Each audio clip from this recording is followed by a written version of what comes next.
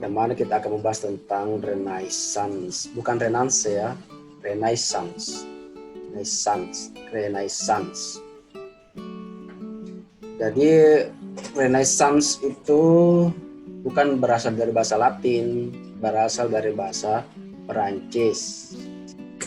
Jadi dari kata re itu artinya kembali, kemudian naître itu artinya lahir. Jadi Renaissance, kemudian menjadi Renaissance itu artinya lahir kembali, kelahiran kembali. Itu secara etimologi, secara akar kata ya. Sedangkan secara terminologi, secara istilah, Renaissance ya, bukan Renansa. Renaissance itu artinya timbulnya revolusi pandangan hidup orang-orang Eropa dari zaman pertengahan, dari abad pertengahan ke zaman barunya, ke zaman setelahnya. Jadi ada revolusi pandangan hidup, ada perubahan drastis pandangan hidup orang-orang Eropa dari zaman sebelumnya, itu zaman abad pertengahan itu, ke zaman selanjutnya. Zaman selanjutnya itu diberi nama, sebelumnya belum ada namanya, cuma diberi nama oleh seorang sejarawan Prancis, Jules Michel. Nah, itu memberi nama dengan nama Renaissance. Apa perubahan pandangan hidup itu? Jadi sebelumnya itu kan orang-orang Eropa berpandangan hidup itu lebih dikuasai oleh gereja. Aturan hidup, pemikiran, semuanya itu dikuasai oleh gereja. Dikuasai oleh doktrin-doktrin, dogma-dogma. Sehingga tidak ada kebebasan berpikir. Semua orang harus tunduk kepada aturan gereja, semua orang harus tunduk kepada ajaran gereja, ajaran Kristen pada waktu itu ya. Jadi tidak ada kebebasan berpikir. Nah, itu berlanjut berabad-abad ya. Akhirnya kemudian mereka berevolusi, mau mengubah, mau keluar dari keterkungkungan, mau keluar dari pengekangan, tidak ada kebebasan berpikir, statis. Nah, itulah akhirnya terjadi revolusi, perubahan pola hidup, pandangan hidup. Misalnya pada waktu itu ada Kopernikus misalnya. Kopernikus itu menentang atau mempunyai penemuan pemikiran tentang teori heliosentris. Yang mana sebelumnya yang berlaku adalah teori geosentris. Apa itu teori geosentris?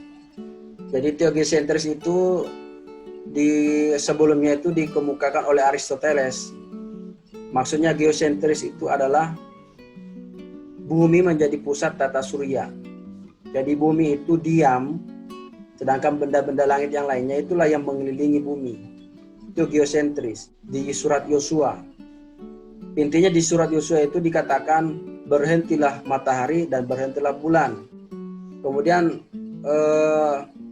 selanjutnya di zaman setelah itu yang disebut Renaissance itu adanya Kopernikus. Dia menentang. Dia mengatakan bahwa menjadi pusat tata surya itu adalah matahari. Dan dia sebut heliosentris. Jadi matahari, jadi yang lainnya tuh berputar mengelilingi matahari. Nah, itulah. Nah, kemudian setelahnya itu ada munculan tokoh-tokoh, berubahlah pemikiran-pemikiran. Mereka semua keluar dari keterkungkungan dogma Kristen, ajaran-ajaran Kristen, doktrin-doktrin Kristen. Nah, ada lagi muncul namanya Bruno.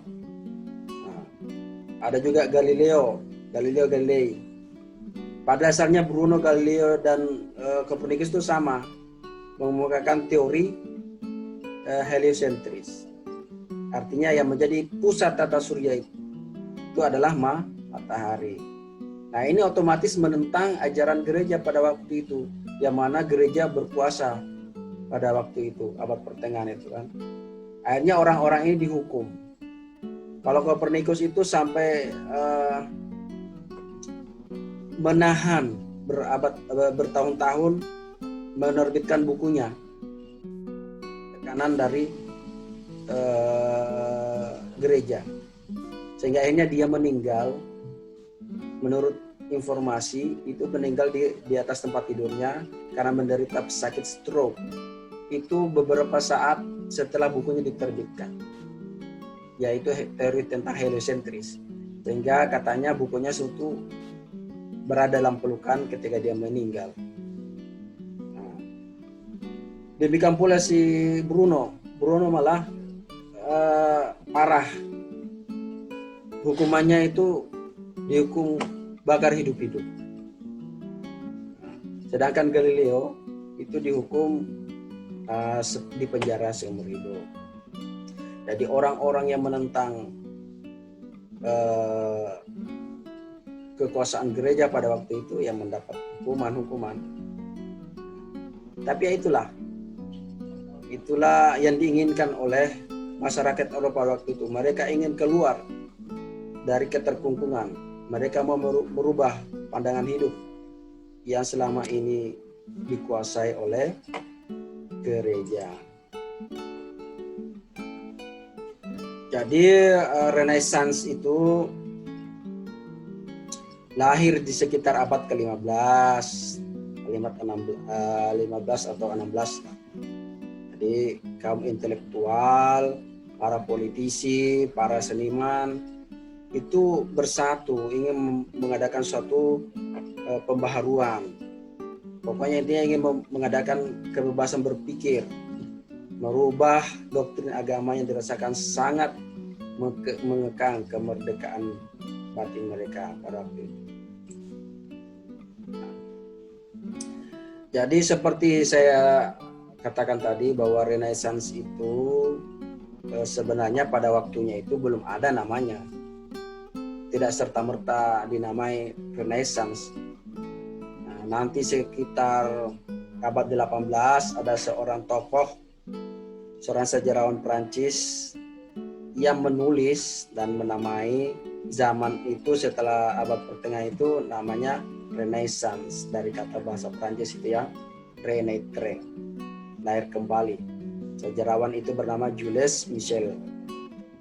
Dia menulis di sebuah buku yang berjudul History of France, di mana di buku itu dikatakan bahwa perbedaan antara masyarakat di abad pertengahan dengan di abad Renaissance itu, kalau di abad pertengahan itu ditandai dengan faktor dogmatis, artinya dogma-dogma ajaran gereja itulah yang menguasai masyarakat pada waktu itu. Jadi mereka terkungkung dengan ajaran-ajaran gereja, dogma, tidak boleh menentang gereja, ajaran gereja pada waktu itu. Sedangkan pada masa Renaissance itu ditandai dengan faktor humanis. Jadi manusia mempunyai kebebasan berpikir, tidak lagi terkungkung dengan ajaran gereja, tidak lagi terikat dengan ajaran-ajaran Kristen. Mereka mempunyai kebebasan, mereka bebas berpikir, bebas berpendapat. Semuanya diukur dengan manusia, kebenaran diukur dengan manusia. Makanya nanti ada muncul aliran-aliran filsafat. Nanti kita jelaskan. Kemudian istilah Renaissance ini dilanjutkan oleh tokoh-tokoh setelah Jules Michelet ini. Ada misalnya namanya Jacob Burckhardt, itu sejarawan Itali. Dia terus menggunakan istilah Renaissance dalam bukunya The Civilization of the Renaissance in Italy. Begitu selanjutnya ya.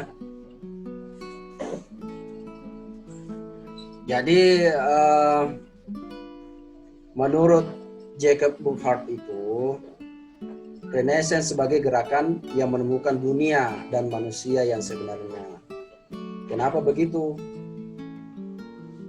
Karena manusia mempunyai kebebasan untuk berpikir, manusia mempunyai kebebasan berpendapat, mencari kebenaran. Makanya dia mengatakan manusia yang sebenarnya.